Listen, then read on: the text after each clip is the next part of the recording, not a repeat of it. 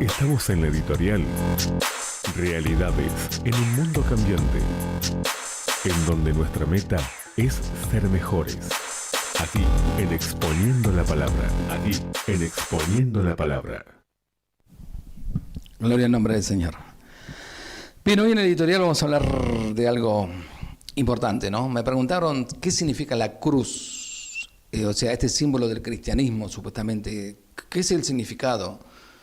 En realidad hay mucho significado para muchas personas. Para muchas personas tiene diferente sentido, pero bueno, la cruz es un símbolo más distintivo del cristianismo. Representa, por ejemplo, el gran amor que Dios mostró al enviar a su Hijo Jesús al mundo, para que a través de su muerte nosotros podamos tener vida eterna. En la cruz Jesús llevó el castigo que merecíamos cada uno de nosotros por nuestros pecados, y lo hizo por amor. A través de la muerte de Jesús en la cruz, Dios nos dio la oportunidad de acceder a la vida eterna con Él. Y en virtud de esa voluntad, no la nuestra, somos santificados mediante el sacrificio del cuerpo de Cristo, ofrecido una vez y para siempre, Hebreos 10:10. Un solo sacrificio para siempre. No tienes que sacrificarte más en nada, de ninguna forma y de ninguna manera, mucho menos dando dinero. En virtud de esa voluntad somos santificados mediante el sacrificio del cuerpo de Cristo, ofrecido una vez y para siempre. Ahora, ¿qué representa la cruz? Si piensa que no fue hasta el siglo IV que se comenzó a usar la cruz como símbolo del cristianismo, dentro de la cultura de los primeros cristianos la cruz tenía una connotación negativa. Era el símbolo de la ejecución de los peores criminales. Los cristianos usaban otros símbolos tales como el dibujo de un pez para reconocerse e identificarse. Hoy en día hay autos que tienen peces de todo tipo, pueden tener un acuario, pero la vida muchas veces el que lo maneja es cualquier desastre. Hoy día hay personas a las que les gusta llevar una cruz en un colgante como protección o amuleto. Sin embargo, la cruz es un símbolo de algo poderoso que sucedió sobre ella. La cruz no tiene poder en sí misma. Su poder y relevancia viene de Jesús, Dios encarnado, su muerte en la cruz y su resurrección. Veamos alguna cosa que la cruz representa. Recibamos ánimo y demos gracias a Dios por su inmenso amor al dar su vida en la cruz por ti y por mí. Primero, el inmenso amor de Dios por nosotros. A la verdad, éramos como incapaces de salvarnos. En el tiempo señalado, Cristo murió por los malvados, o sea, por mí. Difícilmente habrá quien muera por un justo, aunque tal vez haya quien se atreva a morir por una persona buena. Pero Dios demuestra su amor para con nosotros en esto, que cuando todavía éramos pecadores, Cristo murió por nosotros. Romanos 5, 6 y 8, aún sabiendo que quizás nunca lo íbamos a aceptar y que no lo íbamos a querer. Él lo hizo igual. Cuando el hombre pecó en el jardín del Edén, se creó una barrera entre él y Dios. Quedaron atrás la amistad y el compañerismo que había disfrutado antes de que el pecado entrara al mundo. Pero el amor de Dios por el ser humano era tan grande que no podía dejar que todo se quedara así por siempre. Decidió proveer él mismo la manera para restaurar esa amistad. ¿Sabe? Gracias a Jesús podemos ser salvos y moraremos eternamente con Él. El ser humano, debido al pecado, nunca habría logrado reparar el daño hecho. El único sacrificio completamente puro y aceptable ante Dios fue el que Él mismo proveyó, Jesucristo, Dios hecho hombre, quien murió y resucitó para que podamos tener vida eterna. Segundo, el castigo que merecíamos. Pues todos han pecado, dice, y están privados de la gloria de Dios. Pero por su gracia son justificados gratuitamente. ¿Escucharon? No tienen que pagar para ser cristianos. Somos justificados gratuitamente mediante la redención que Cristo Jesús efectuó. Dios lo ofreció como un sacrificio de expiación que se recibe por la fe en su sangre para así demostrar su justicia. Romanos 8, 23, 25.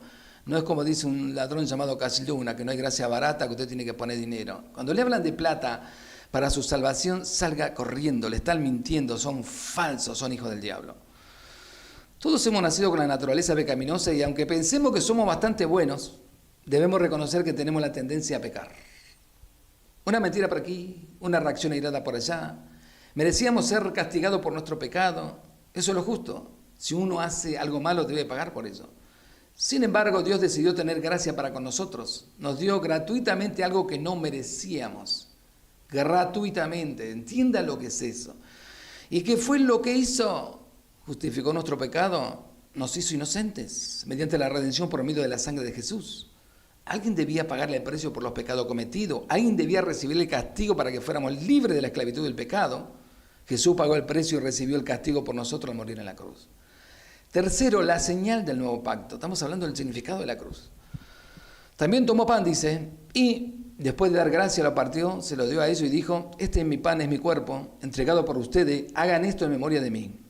De la misma manera tomó la copa después de la cena y dijo: esta copa es el nuevo pacto en mi sangre, que es derramada por ustedes. Lucas 22, 19 y 20. Durante la última cena Jesús con sus discípulos, él dijo algo muy importante. Les explicó que su sacrificio en la cruz marcaría el comienzo del nuevo pacto entre Dios y los hombres.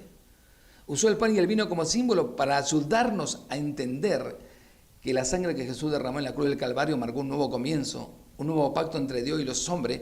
A través de su cuerpo partido, quebrantado, y de su propia sangre derramada obtenemos la limpieza de nuestro pecado. Él fue el Cordero perfecto y sin mancha que vino a quitar el pecado del mundo, Juan 1:29, Isaías 53:7. Y cuando aceptamos a Jesús como Señor y Salvador de nuestra vida, recibimos la limpieza y el perdón de nuestro pecado por su gracia y para la gloria de Dios. ¿Qué más significa la cruz? La conquista de Jesús sobre el pecado y la muerte. Pues sabemos que Cristo, por haber sido levantado de entre los muertos, ya no puede volver a morir. La muerte ya no tiene dominio sobre él. En cuanto a su muerte, murió al pecado una vez y para siempre. Y en cuanto a su vida, vive para Dios. De la misma manera, también ustedes considérense muertos al pecado, pero vivo para Dios en Cristo Jesús. Romanos 6, 9 al 11. ¿En qué nos tenemos que considerar vivo para Dios? ¿En qué denominación? ¿Por qué pastor? ¿Por qué pastora? No. Considérense vivo para Dios en Cristo Jesús.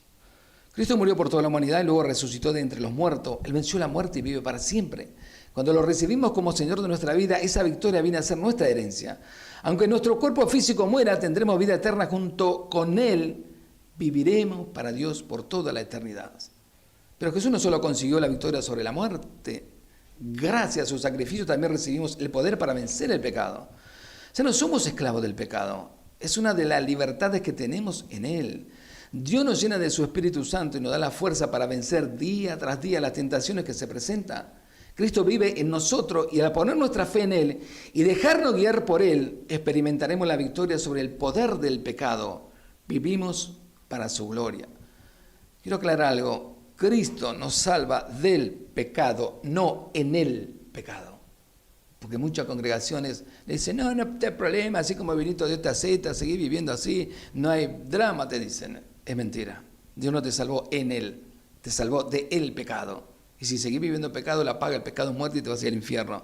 No importa lo lindo que cante, lo que haga, que no falte nunca las reuniones, que no interesa eso. Si estás en pecado, te vas al infierno.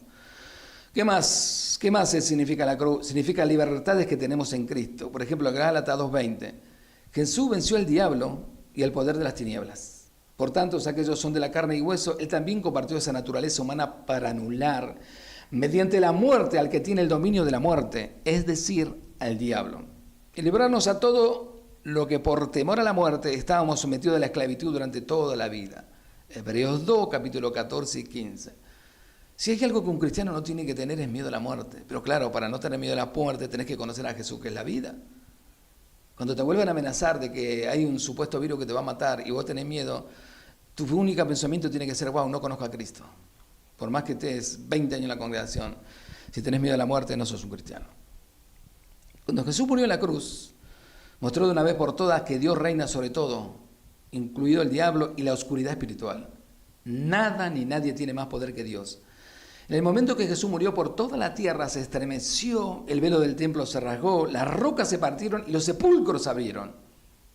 ¡Wow! ¡Qué extraordinaria manifestación de su poder!, ¿no? Mateo 27, 50, 54.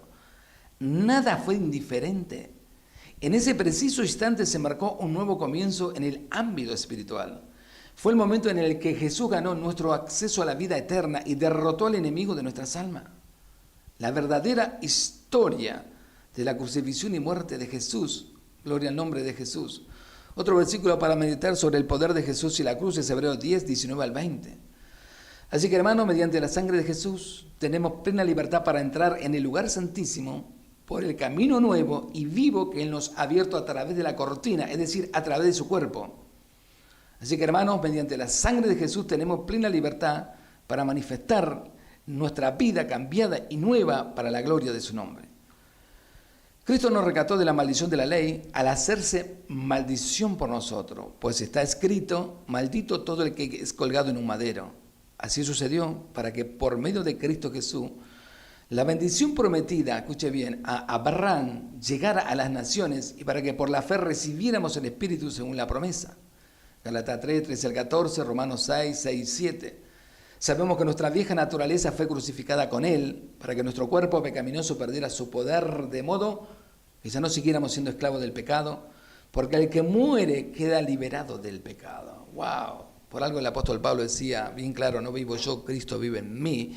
Y él mismo decía: no sé si morir a mí en la presencia de Dios, quedarme acá y seguir predicando y sirviendo a Dios. Era indistinto para Pablo eso. Antes de recibir esa circuncisión, ustedes estaban muertos en su pecado. Sin embargo, Dios nos dio vida en una unión con Cristo al perdonarnos todos los pecados y anular la deuda que teníamos pendiente por los requisitos de la ley. Él anuló esa deuda que nos era adversa, clavándola en la cruz, desarmó los poderes y las potestades, y por medio de Cristo los humilló en público al exhibirlo en su desfile triunfal. Colosenses 2, 13 al 15. Él mismo en su cuerpo, dice, llevó al madero nuestros pecados, para que muramos al pecado y vivamos para la justicia. Por sus heridas ustedes han sido sanados. 1 Pedro 2:24. Luego dijo Jesús a su discípulo: si alguien quiere ser mi discípulo, tiene que negarse a sí mismo, tomar su cruz y seguirme. Sin embargo, hay muchos lugares que te predican: ay, sigue tu sueño, cumple tus anhelos, niégate a ti mismo. Dice: pero si vivimos en la luz, así como Él está en la luz, tenemos comunión uno con otro, y la sangre de su Hijo Jesucristo nos limpia de todo pecado. Es un problema eso de vivir en la luz, porque no todos viven en la luz del Evangelio, no todos viven en la luz del Dios de la gloria.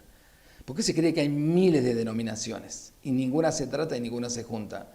¿Están todos en la luz? ¿En qué luz están? La actitud de ustedes deben ser como la de Cristo Jesús, quien, siendo por naturaleza Dios, no consideró el ser igual a Dios como algo a que aferrarse. Por el contrario, se rebajó voluntariamente tomando la naturaleza de siervo y haciéndose semejante a los seres humanos. Y al manifestarse como hombre se humilló a sí mismo y se hizo obediente hasta la muerte, y muerte de cruz. Por eso Dios lo exaltó hasta lo sumo y le otorgó el nombre que es sobre todo nombre. ¿Saben? No hay otro nombre. Apocalipsis 5, 9 al 10 dice: y entonaban este nuevo cántico y decía: digno eres de recibir el rollo escrito y de romper sus sellos, porque fuiste sacrificado y con tu sangre compraste para Dios gente de toda raza, lengua, pueblo y nación. De ellos hiciste un reino, los hiciste sacerdote al servicio de nuestro Dios, y reinarán sobre la tierra. Qué grande, el Cristo de la gloria. Y hay algo extraordinario, ¿no? Hay un versículo que dice: ¿dónde está? El apóstol Pablo dice: ¿dónde está, oh muerte, tu victoria? ¿Dónde está, oh muerte, tu aguijón? Pregunta Pablo: ¿dónde? Decime, muerte. El aguijón de la muerte es el pecado, y el poder del pecado es la ley. Pero gracias a Dios que nos da la victoria por medio de nuestro Señor Jesucristo.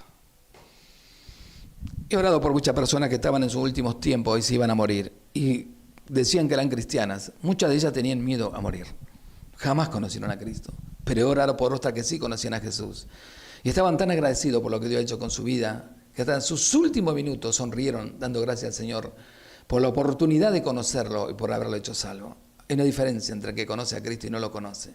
La muerte va a venir, al tarde o temprano nos va a venir a buscar. El problema es: ¿conoces al dador de la vida? ¿Estás preparado?